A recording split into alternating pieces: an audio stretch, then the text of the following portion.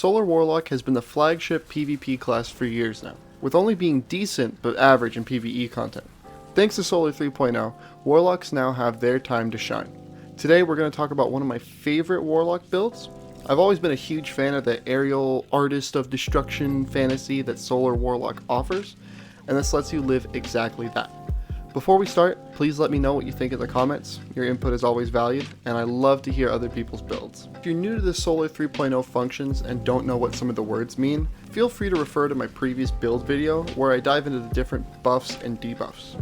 This guide is made under the assumption that you already know what Solar does. This build will be built around the kit offered with the Heat Rises aspect, which allows you to float indefinitely after holding your grenade button. This lasts around 10 seconds.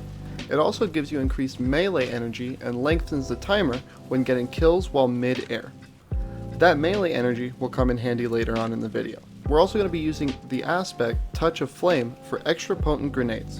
Since we'll be using solar grenades, we'll be getting blobs of lava emitting from it with Touch of Flame. For the super, I personally like Daybreak.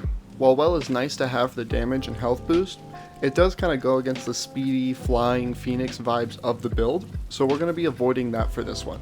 Since we're in the air all the time, we'll be using Phoenix Dive for that quick health boost without needing to sit down for a while in a rift.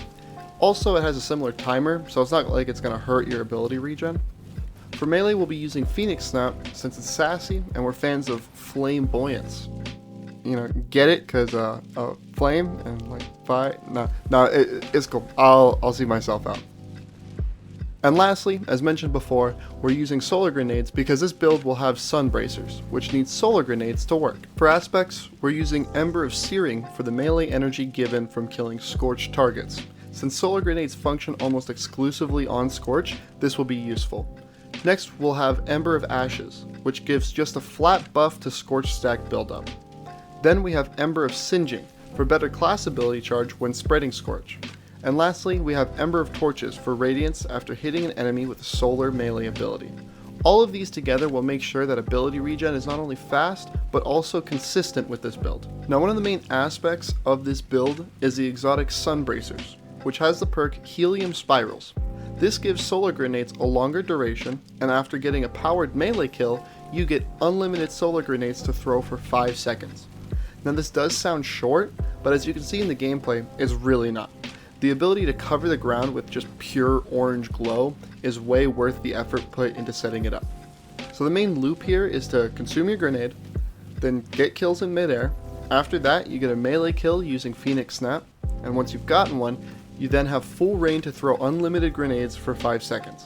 It is very entertaining to watch and to play. Now for the stats side of the build. You're going to want to use a split of Discipline for super fast grenade regen, Strength for more melee spams, this will be useful in case you overestimate the killing potential of your melee, and finally Resilience for that tanky feeling while you're darting through the sky. Now you can substitute Discipline for Recovery since you'll be getting a majority of your grenade charges from melee kills.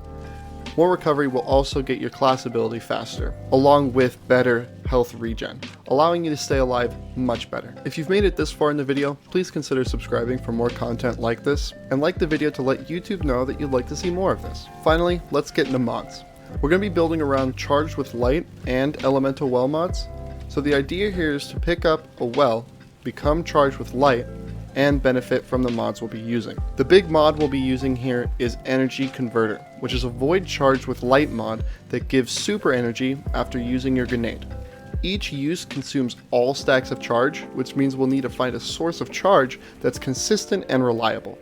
For that, we'll be using Elemental Ordnance, which gives wells upon grenade kills matching the subclass element.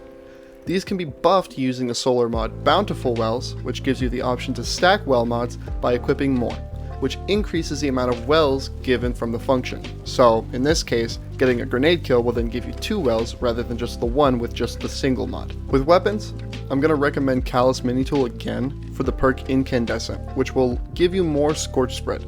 Thanks to the fragments that we have on, spreading Scorch increases charge for multiple aspects of the build. Heavy can be what you want, but I find Gallahorn fun for this one. Thank you for watching. I hope you enjoyed the video. I'm probably going to make one of these for Solar Titan too, just to cover all bases, you know. Feel free to keep watching for more gameplay, but for the time being, I'll talk to you on the next one. Drink some water.